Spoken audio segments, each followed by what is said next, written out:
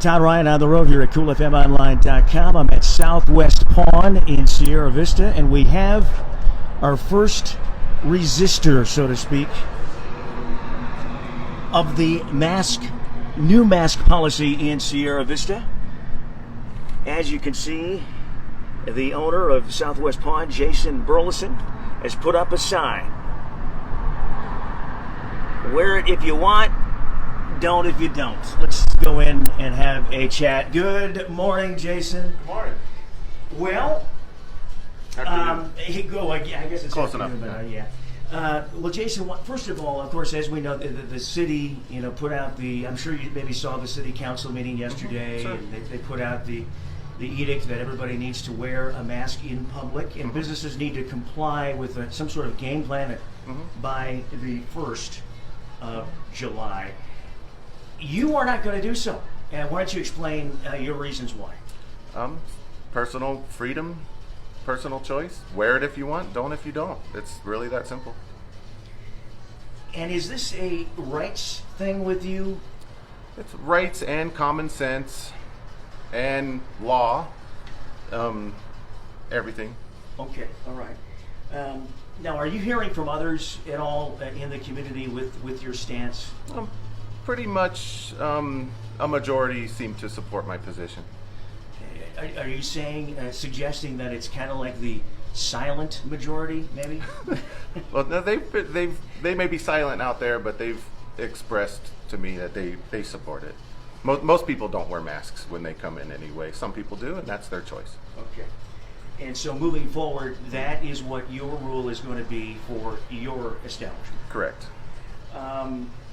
Now, what if the city hypothetically comes to you and the police walks in the door and says, "Hey, you got to comply"? Well, they'd have to show me a law that says that, not just some executive order. It would have to be a written law by the legislators, and they would have to show me what the penalty is for noncompliance, and then I'd make a decision then. Have you consulted at all with a lawyer on this, just out of curiosity? I have. Oh, you have? I have. Okay. Yes. And so this lawyer and your lawyer is willing to potentially go to bat for you if you must. If you pay the lawyers, they'll do whatever you want. But the lawyers always tell you they don't want any problems. They just say, "Oh, just do it. Just comply. You don't want any problems. Believe me." Lawyers always tell you that. Yeah. Right.